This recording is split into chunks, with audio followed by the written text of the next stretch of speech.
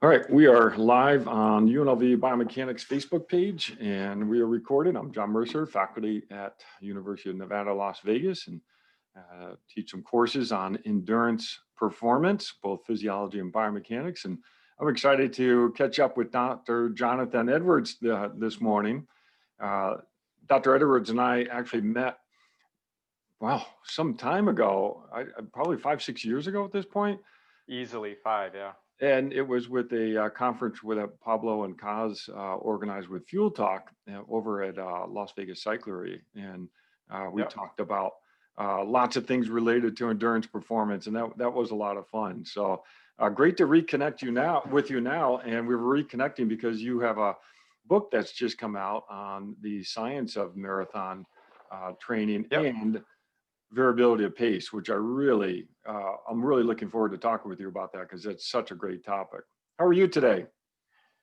Very good. Just yeah, just actually I'll show you the book right here's the science of the marathon and the art of variable pace running.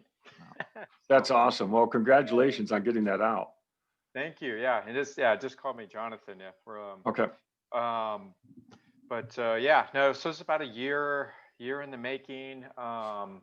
And kind of as we were talking about earlier, my background's an anesthesiologist, but I did a physiology degree at UC Davis. For anybody who knows about physiology, that's a more intensive program, kind of master's level, really. And then I did medical school anesthesia, and now I'm looking to do my PhD, and I'm actually enrolled in the University of Brussels, as it turns out now, under Dr. Veronique Billat. Yep. And that's kind of how this whole thing is. Pretty much a translation, with a lot of additions to her other book called Yep. Marathon Revolution. But it was Mm. only written in French, Yep. and she really wanted to try to get this out in English. I mean, not just America, but Chinese, Mm. Brazil. She's known all over the world, and and of her work, Yep. especially in pacing, Mm-hmm. uh, and many other subjects. And yeah, so it's that's why that's how I ended up here. That's neat. Now let's get caught up a little bit. You moved to Vegas in '99. So are you Yep. originally from California or? Born in California. Yep. UC Davis. And throughout my studies, I ended up at Utah, Lyon, France, um, uh, Tampa, Florida, and then I landed in Las Vegas, to be close to my parents after residency. That's great. Now you were a Cat 1 cyclist. I was. I'll emphasize. I mean, I'm still masters racer, but that level I had, I guess what, 5, 6, 7 years ago, No. where I was racing, Cat 1 California State Championships, Wow. Gila stuff. Those are some good years. And Oh, that's awesome. Yeah, I was going to ask you, did the Cat 1 precede your studies or did it come after your studies? now that's an interesting question. I actually took a half a year off, and took like a half my salary that year just to get my Cat 1, because I had to I trained like a pro. Mm-hmm. Ben Day, a good friend of mine, pro cyclist, he helped train me.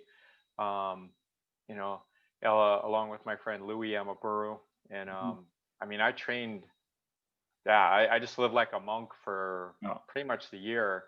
And I mean, I got my FTP up to 332 watts for an Oh, hour. wow. Oh, Just crazy stuff, that. But if you really put in the time and you do it right, you'd be surprised what could come out of it. And I'll never regret it. no. It was That's so cool. And yeah, to race at that high level is really impressive. And so it was congratulations. fun. Now, Yeah, it was life changing, and I'm yeah. glad it's behind me though. Yeah. Yeah. Well, it's a commitment and there's a lot of parts to making it work successfully. Yeah, But now you also got to work, well, you also were a professional motocross person, is that correct? that was my first passion, and yeah, Ah. from age 14 to 19, I was pretty much amateur pro, and I worked my way up and then broke myself up enough to, Yeah. realize that, going to school was going to be a better option. And, thank God I don't know, the determination from motocross, and Yeah. I just put that towards school, and all I can say is it worked out. So the motocross led to your interest in physiology. Is that what took you Now, down that path? now, I mean, in a sense, because I was already a professional athlete. I mean, I was running like 2:30 marathons back then. So Mm, just for motocross training, right? I happened to be a very good runner right yeah. off the bat, and you know, yeah, I wish I maybe would have took that route. I ran across, didn't run in high school, but I wound up running in college. Right off the right, just ran on the team kind of. And but anyway, so my professional training for motocross, of course, led to my natural interest in physiology once I got to UC Davis.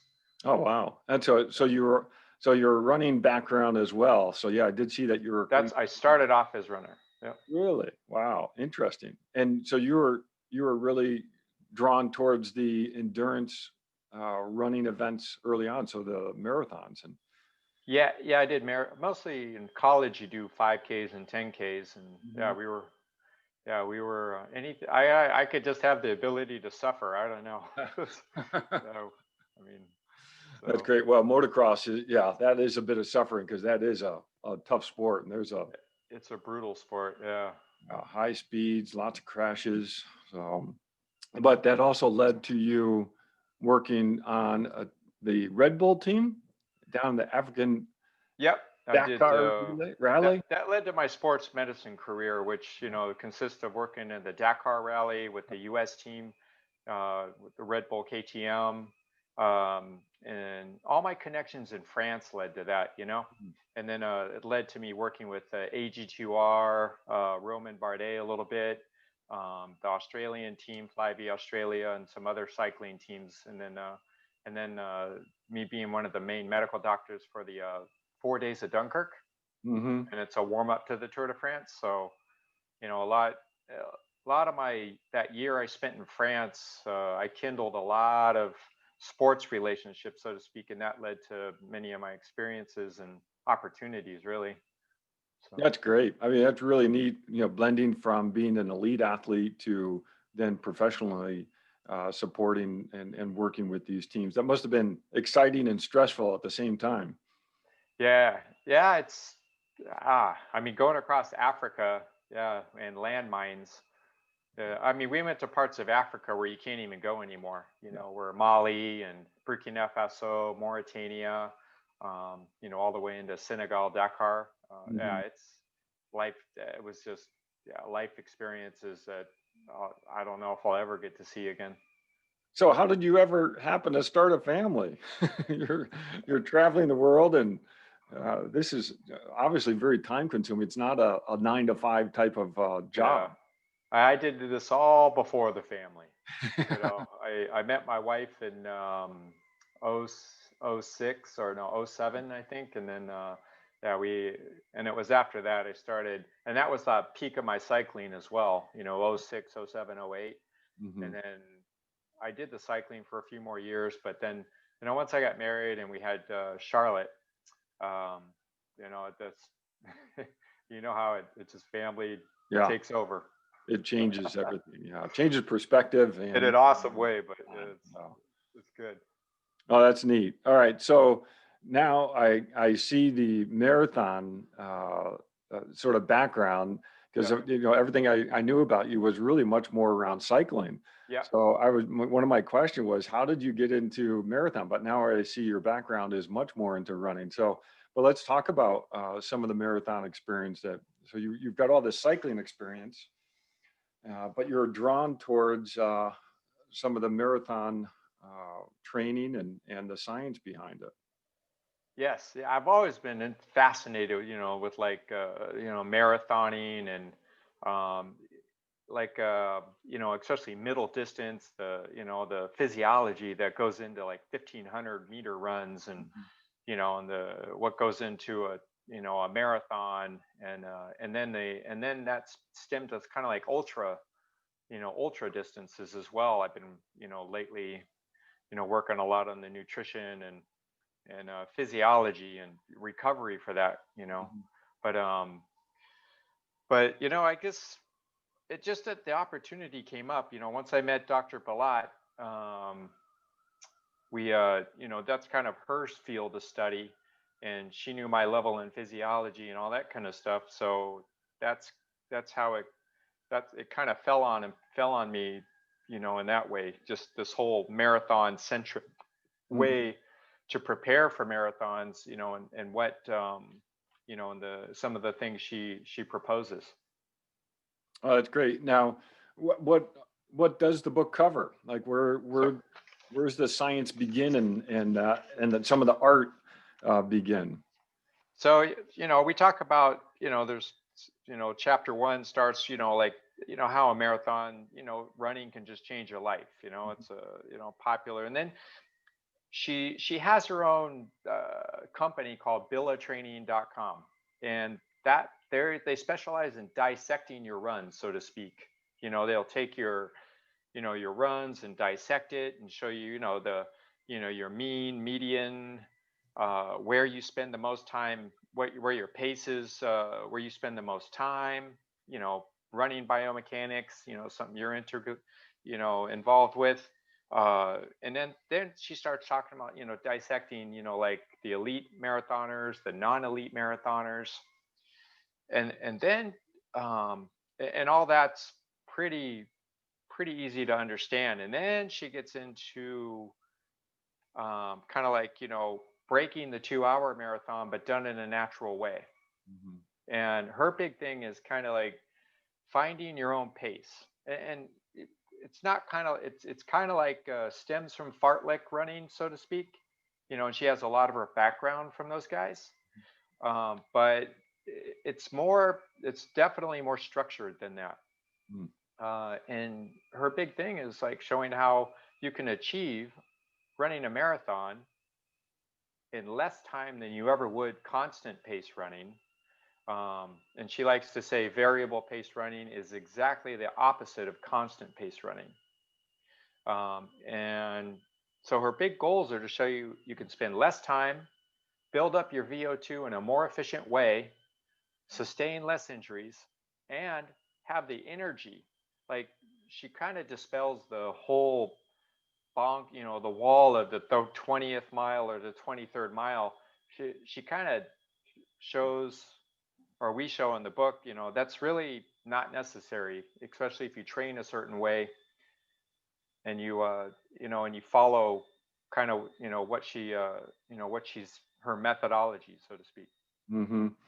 Yeah, so this is great because I love this topic because variable pacing has sort of crept in slowly to marathon because obviously, Eliud Kipchoge wants to run, as consistent as possible to get under 2 hours. But Mm, for a lot of people, there can be some benefit with changing the pace. And, the walk run strategy caught on for a while. Uh, right. but maybe talk a little bit more about her or your approach to variable pacing. Like, how variable are we talking? Are we talking, running 8 minute mile versus 9 minute mile? And do we plan that out? Well, I think it's useful, to look at Kipchoge's example at first. I mean, that whole 2 hour, that was an exhibition marathon, right? I mean, Yeah. he was drafted, and as you know, he had the special shoes, Mhm. um, and he had a pacer to follow, fresh ones at that. He had a laser pointer, Mhm. so and in the book, we go over specifically how a 2 hour marathon could be done using a variable pace strategy. Mhm. So when we think about a variable pace strategy, at least as it applies to a marathon, um, you know, or even a half marathon, she the whole she advocates starting off fast, right? So and not like starting off fast for like 5K, I mean, simply for if you could start out fast for like 1 to 2K, Mhm. not even hardly a half mile or maybe a little more, and you do that while your legs are fresh. So, you're using your glycogen, your lactate's not built up yet. And then basically she says you need to go run below your average pace. And by doing this, you will allow your lactate metabolism to equilibrate, and you'll start using other energy sources like your lactate, your creatine phosphate, along with glycogen sparing, and these kinds of things. And, just given the overall view. And then you'll do this all throughout, I mean, 2/3 of the marathon, and then that last third of the marathon, you should have enough if you've done it right. If you haven't run too hard over your threshold, you should have enough to, I mean, put in a monster kick and, and run just as fast and with good energy though. And Mhm. she's written several papers on how the elite marathoners, the ones who are successful, actually run this way. Mm. Like very few of the marathon records ever set are done at a constant pace, Mhm. if any. I mean, they're kind of, it's kind of like hard to talk about. I mean, those guys are running 4:30s, right? Yeah. 4:45s, but you can dissect their marathons, and we show it clearly in the book how they go up and down. And if you look at their average pace, they're actually running under what they're capable of for a good Mm. amount of time. Mhm. And then they're using feed forward mechanisms, accelerating, trying to hold it, coming down, all those strategies come into play when you're looking at an elite marathon, you know. Hmm. So for an elite marathon, what's how variable? Because you're right, they're running like a 4:30.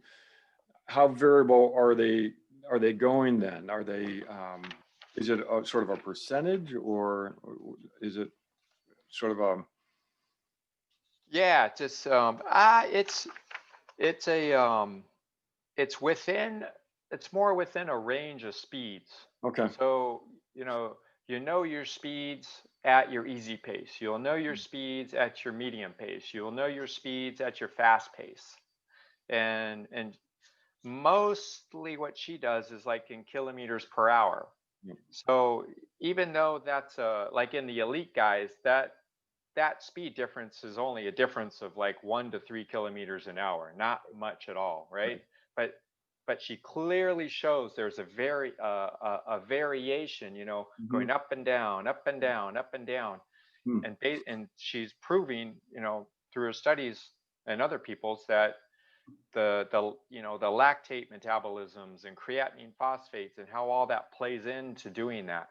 No, that's And great. So it's really sort of tapping into different energy systems by varying the pace. And yep. I'll give a shout out to one of my past thesis students, Tom Haney, who did his thesis on quantifying variability of pace of people doing the Las Vegas Marathon, and I think it was the San Diego Marathon. Oh, That was, okay. and that was neat because that was the era where the walk run strategy really started to take off for mere mortals. So how about the mere mortals? Like what variable, like if someone's trying to do a 3 hour marathon or maybe even a 4 hour marathon, uh, what are they what are they looking at in terms of being able to change their pace as a Well, and that's a big point of the book right there. I mean, she's Dr. Balat's a huge advocate of women running, for example. Mhm. We go a lot into that, but this can be, the whole thing is to prevent injuries, Yeah. right? So and basically get into a shape for, say, a marathon with the least, work possible.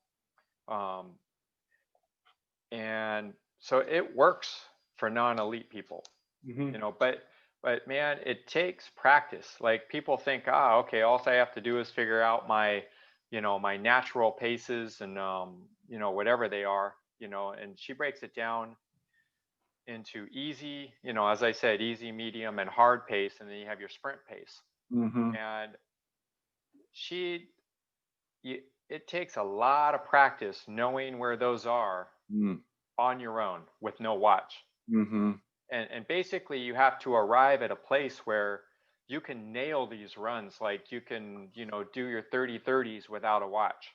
So And, instead of like, going, doing like I don't know, a 400 or 800 repeat as hard as you can, you know, what she's saying is you don't need to reach that part of your VO2 max.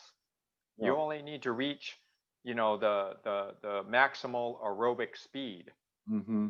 not the, and you probably, and that's a hard concept to explain to somebody who's not a physiologist, is the difference of VVO2 max and the pure peak VO2 max, right? Those are two Mm-hmm. different speeds. And big part of her training methodologies is finding that speed at VVO2 max and then training within a percentage of that.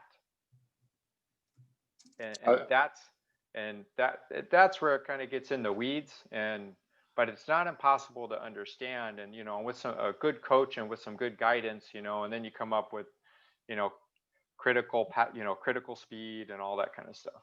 I love this. This is a lot of great stuff that you're throwing out right here. So I want to back up and maybe tease out some of the details. So I want to Sure. start with, you mentioned.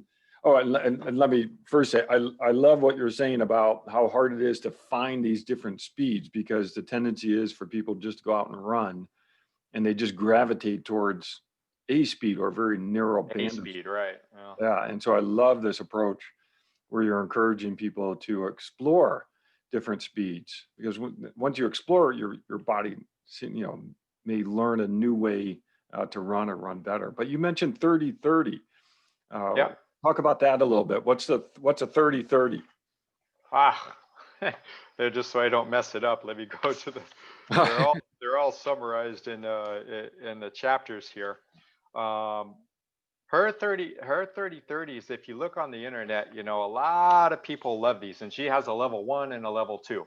No. So let's say, the 30-30s are basically 30-second surges at your VVO2 max.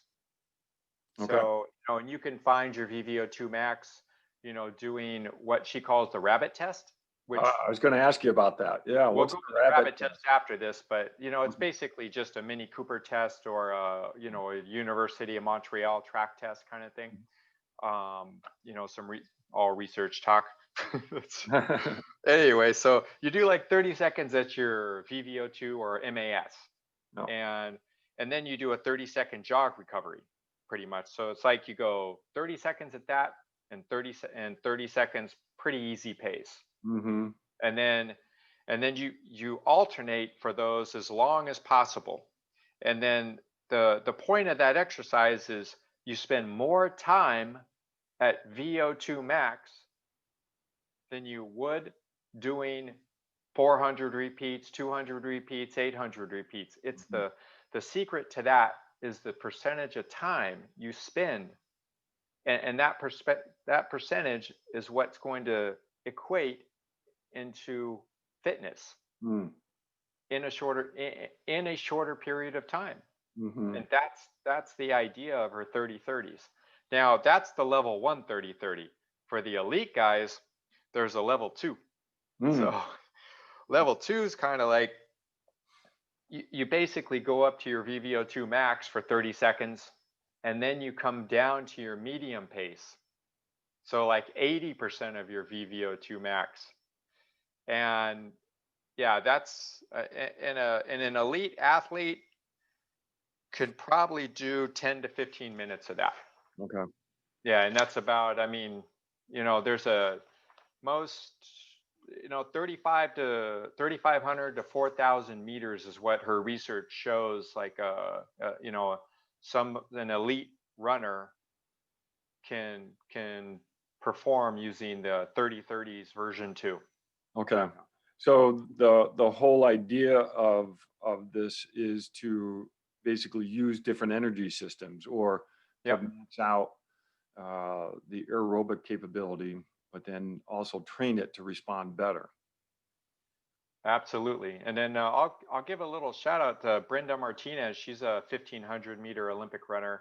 We write about her in the book, and I help her just with getting labs and some menial stuff. But her and her coach tried these 30-30s, No. at the beginning of the season, they loved them. And I guess, she's incorporated, them at times into her training, Yeah. so that Well, was pretty cool. and I'm glad you mentioned VVO2 max, the velocity at VO2 max. Yeah. And I mean, that we know VO2 max by itself is not a great predictor of performance, but the velocity that you can achieve at VO2 max is a pretty good predictor of performance. So Yeah. really, really great. Glad to hear that you folks have tapped into that as well. Yeah. And then trying to get that to the layman person, though, that was the big challenge of the book. I think, it's definitely understandable. And if anybody gets, if one thing I hope is people read the book and say, okay, now I understand the difference between VVO2 max and VO2 max. Yeah, that's great. Yeah. Now, all right, so the 30-30 is an example of a workout to train variability and pacing. But when you toe the start line, what are athletes trying to do? Do they have the plan ahead of time, or do they Ah, yes. allow things to vary naturally? Or So no, that's where, so her, like, this would be a good time to go over Dr. Blatt's, her 5 golden rules for marathon success. okay, Very straightforward. Like, you know, you know how the start of a marathon is. It's the euphoria. Everybody's there. You got the number on. Go with the start. Everybody overruns the start. no, And her point is go with it, but just don't go with it for 5K. Go with it for, you know, maybe one and a half, 2.5K at most. no, That's it. And then basically you have to have the discipline to shut it down. And she says after that, you get into your zone.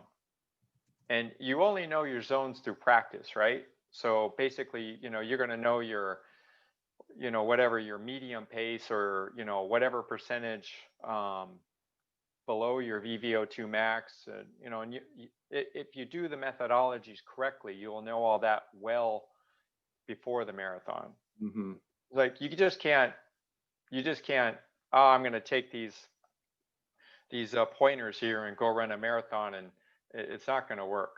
right, So anyway, you get into into that zone, and then you start oscillating it.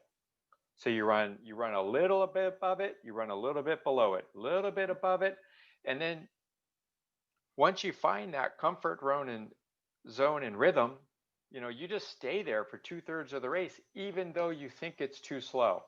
mm And I mean, it takes practice, but if you nail it, you know you will, at the end of it, at about a third to go, or 10K to go, something like that, you will have the kick to run way above your average marathon speed, and put in an equal or better time than you would have just trying to run the thing start to finish at your best speed.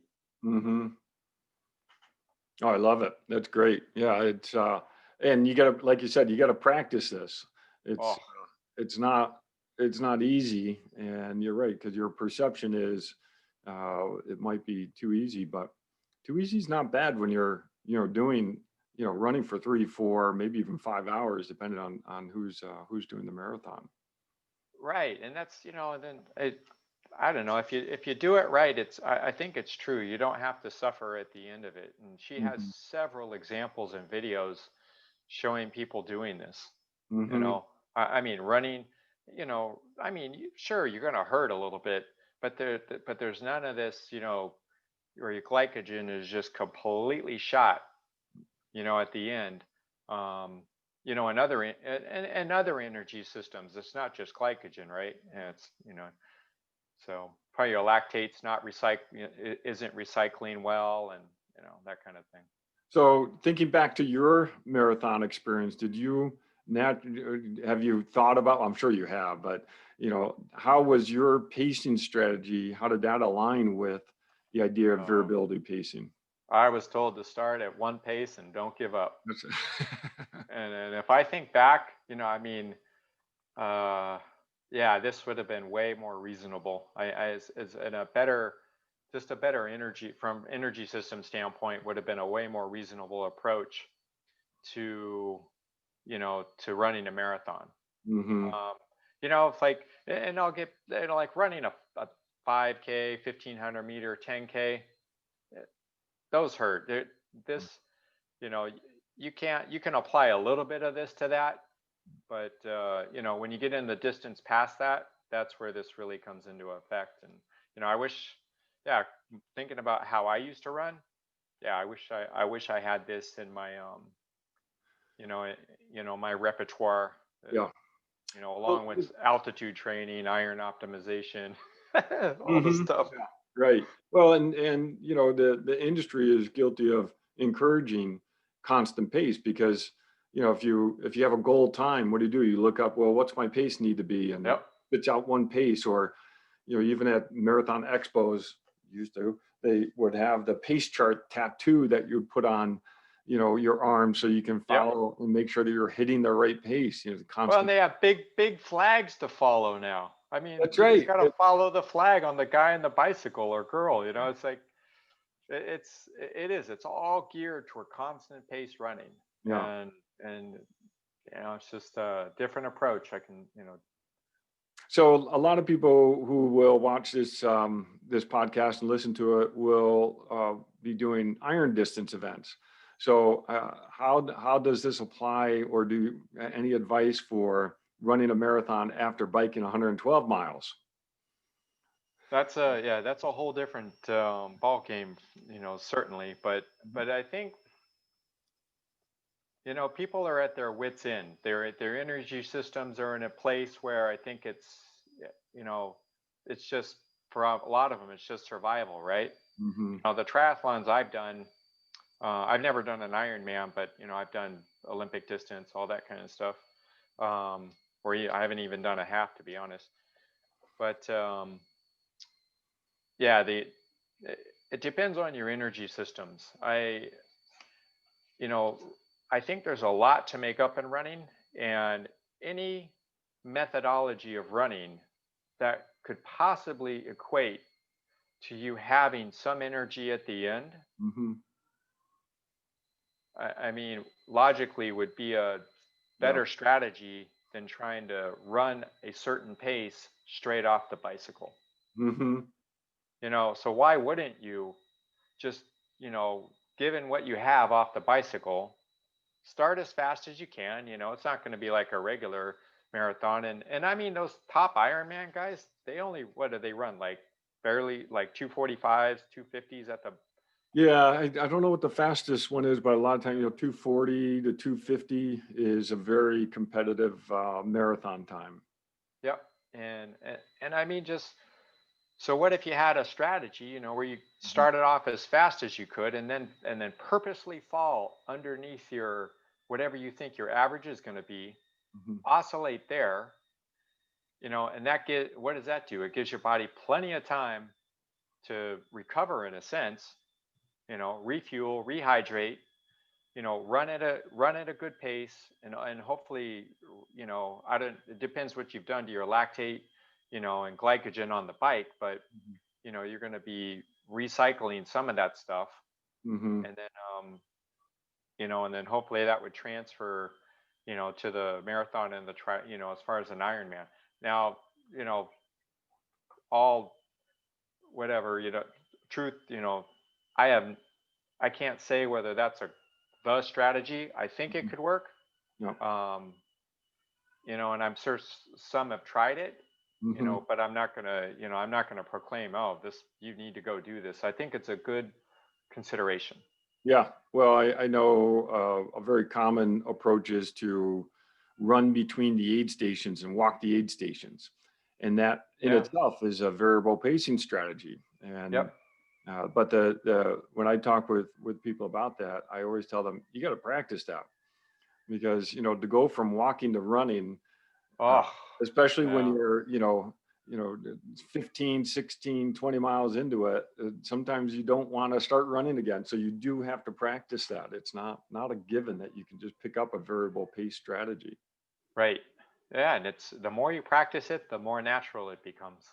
That's You know, great. Now, do you folks cover nutrition in the book as well? we to a point, yeah. We try not to get in the whole, complete nutrition. I mean, I actually put, a lot of my, research and, about protein. Mhm. Yeah, uh, one of my pet peeves is people doing marathons and gaining weight. Mm. So, a lot of people go through the marathon experience to change their lives, Mhm. reform themselves. But a lot of people gain weight training for a marathon, Mm. and a lot of this involves, like they're, they're drinking their calories, whey protein drinks, Mhm. glucose drinks all the time. And so I talk a bit about, doing things fasted, just get used to be fasted running for a while. Don't drink your calories if it's an exercise under 2 hours, Mhm. or even 1 hour or hour and a half running. There's no reason to have a recovery drink. Just go eat real food. Mm. Those kind of things. Just let yourself tap into it. Now, I mean, if you go run a half marathon or something, okay, you're gonna need something. But Mhm.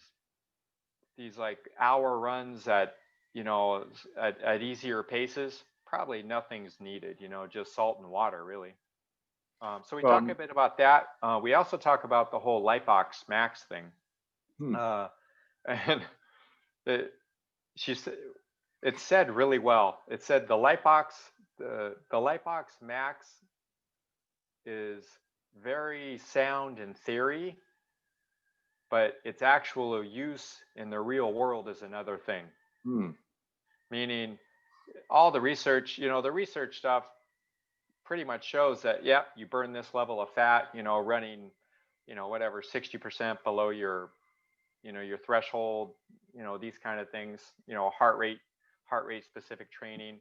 But, but in actuality, it couldn't, it doesn't really add up. It doesn't, Mhm. the studies don't add up to the reality. In a controlled setting, maybe, but when you start getting into, really burning fat and fat burning zones, it's, it's not, doesn't quite all pan out. And Mhm. we provide a couple of studies to really to kind of drive that home. Yeah. So what type of nutrition during a race do you folks advocate?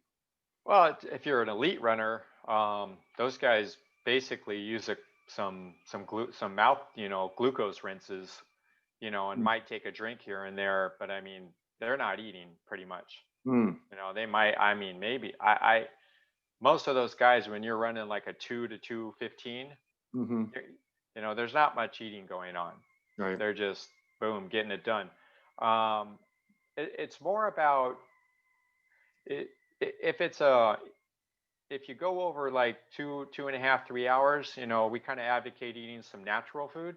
Mhm. Either almond pates, or if you can, I mean, if it exists, often those things they just hand you gels and things like that. y- but we just kind of go preferably into the real food. But more than anything, use the hydration stations. Mm. Use the hydration stations for the water. Rinse your mouth out with water and then pour the rest over your head. Mhm. Control that temperature, because you let that temperature go away from you, and then it all uncouples, Yeah. as you well know. It's Oh yeah, and I've been there. And it's interesting in marathons. Some of the top marathons are big marathons. They're done in spring and fall because they're cooler. Yep.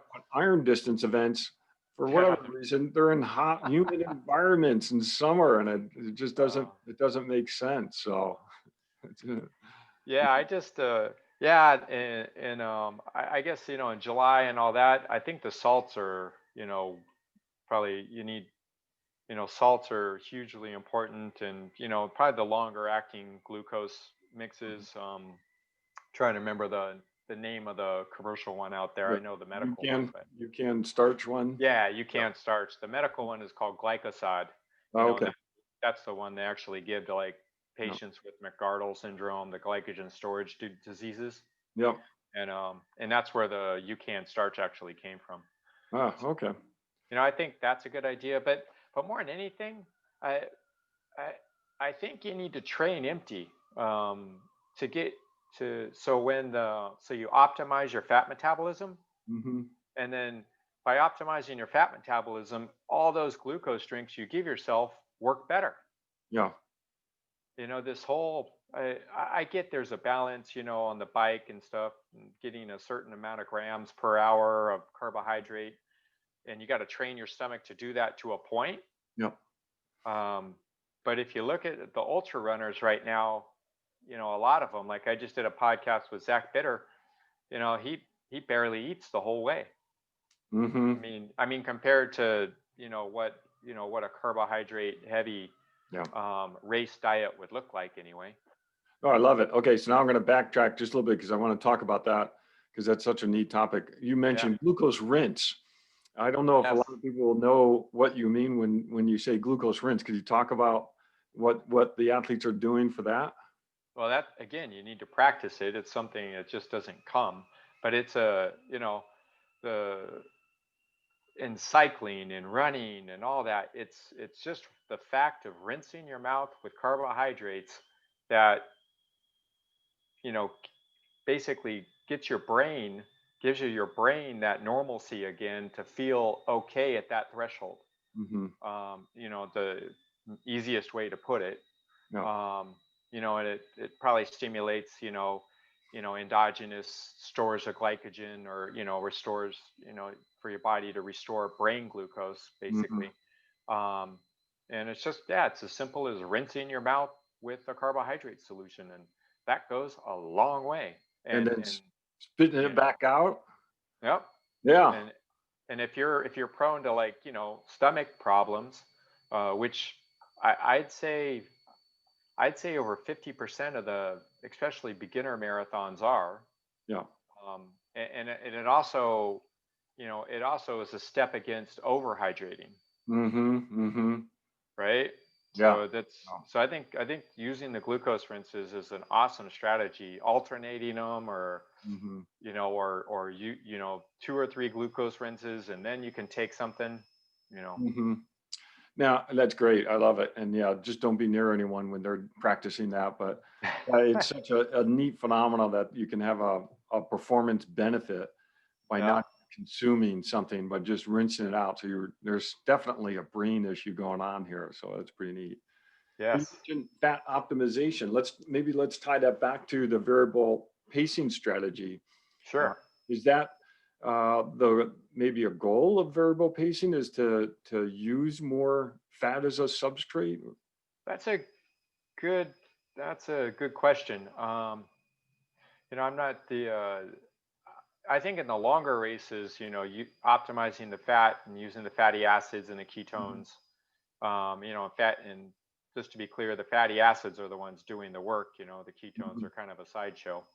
Um, but in the longer races, in the other distances, I think it's important to get your fat optimized. And let's be clear, Mhm. all the Kenyan runners and elite marathoners are all fat optimized, regardless of the amount of carbohydrates they Mhm. take in, right? They're just, they just train so much, and a lot of those guys don't eat as much as you think they do. Mhm. And I have personal experience with this with, like, Tour de France athletes. You'd be very surprised at the actual, the amount of food most of them ever consume after training and even racing. It's just Mhm. a little bit more than normal, really. Yeah. And then the nutrient density, is, I think, is very important. So, Hmm. but anyways, going back to optimizing your fat metabolism for marathon running. Yes, in the elites, I think they achieve that automatically.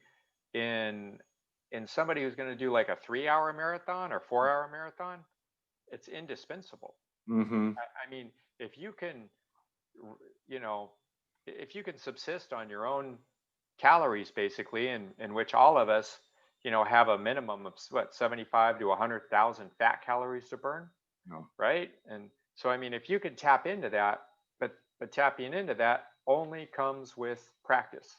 Mhm. It only happens through doing fasted runs, fasted bikes. Mhm. It only happens through practicing fasting once a week, for example, or intermittent fasting, or or um, or getting like I have a glucose meter, Yep. the Freestyle Libre that I use, Yep. and I just go like this, and Mhm. there's there's my blood glucose. Mhm. So I'm not diabetic by any means, but I know it every second of the day. Like when I did my biking just a minute ago, my blood glucose went up to 115 in the little hour I did. Yeah. You know, and then you can see what it is fasting. You can see what it is. That's kind of going a little bit, I don't know, overboard for some people. Mhm. But I think, you know, looking at your glucose like that is kind of the future, Yeah. and it's not expensive to do anymore. Um, and so anyway, the point, getting back to optimizing your fat metabolism, that's one way to do it. Mhm. And by eating, so you don't, you know, increase that insulin, or increase that glucose constantly. Mhm. And that's where I think people go wrong with it.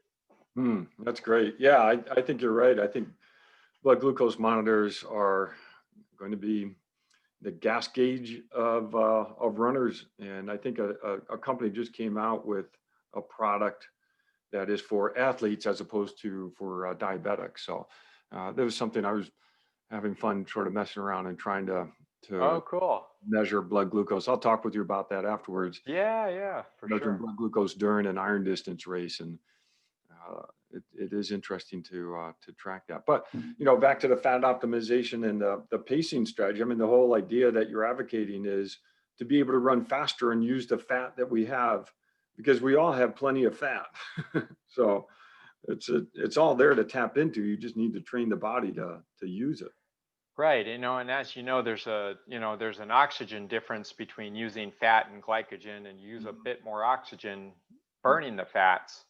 And and through through my studies and experience, those people with very big VO2 maxes, they just, big engines to start with. Hmm. I think those people tolerate, kind of like riding on empty better than, say, somebody with a little bit less, Yeah. of an engine, Mm. so to speak. And so anyway, point is, you know, optimizing your iron, doing some altitude training, getting that VO2 a bit elevated naturally, Hmm.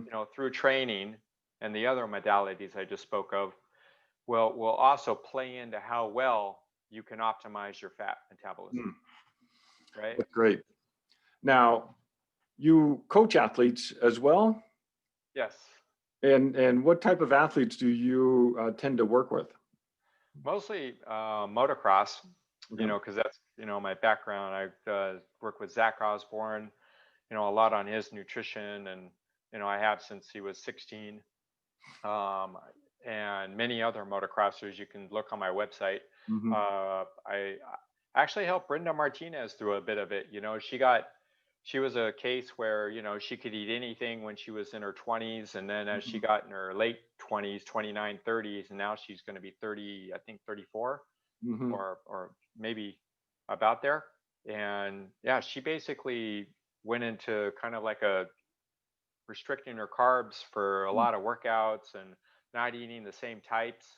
Hmm. Um, and she was able to lose the weight she needed to and get back to that weight, she wanted to get back to. I also work with UFC athletes. Yep. Just being in Vegas, they kind of found me. Yep. So I work with Gray Maynard, Hmm. Francis Ngannou, Misha Tate when she did her championship. Hmm. That was pretty cool. And Yeah. then, a lot of those guys just, they don't get any guidance on this stuff, and a lot of it's, medical recovery from injuries as well. Mm. Okay. Just like how do you optimize that? And, Yeah. going past like what the standard, like a lot of doctors, after you break your collarbone up, don't do anything for 12 weeks, you know. Hmm. So there's a lot of pushing those limits. That's neat. So you're working with athletes. You're writing books. You're very engaged with the endurance world. So Yes. what are the biggest mistakes that you see endurance athletes make? Ah, um, I mean, yeah, like, like we spoke about before, I think, people training for a marathon, they just overeat. Yeah. If, unless you're running more than say 8 to 12 miles at a pretty good pace, I'm not sure there's much reason, or cycling like cycling 2 hours or under. Hmm. I just don't think there's many reasons to be, feeding yourself a recovery drink. Mm. Hmm. Just, I think just eat real food, sit down, eat it slow. Yeah. So that would be one big mistake. I think on running side, um, learning how to run. Mm. Yeah, I don't think, I think a lot of people spend time at, oh, I got to do the miles, but, you know, your specialty, for example, foot biomechanics, all that kind of stuff. I mean, I don't think a lot of people really spend enough time learning what forefront running is, what heel strike running is, what stride, overstriding really means. Hmm. Um, I think that's another big mistake runners make, and leads to unnecessary injuries. Mm. Yeah, no, that's great. And it is funny you mentioned that, because when I talk with runners, I tell them, hey, warning for a little bit, maybe even 10 foot strikes. I don't know, just make sure that you're doing a heel strike just to test it Yeah, out. Then do a 4 foot strike, then do a mid-foot strike, then run with your toes pointed out, pointed in. Because yeah, you're right, too many runners or athletes just don't spend time on the technique. And now they don't always have someone there to be able to watch them, but they can at least experience different techniques and then let their brain sort of figure it out a little bit. And so yeah. I read as many books about Kenyan runners and Ethiopian runners as I could, Shirbalasi and all that kind of stuff. And maybe you can talk more about this, but every one of them seemed like up until they were, what, 16, hmm. were running barefoot on their trails. Hmm. And I mean, they didn't even get shoes until, like, I don't know, until they're 17, 18. Yeah.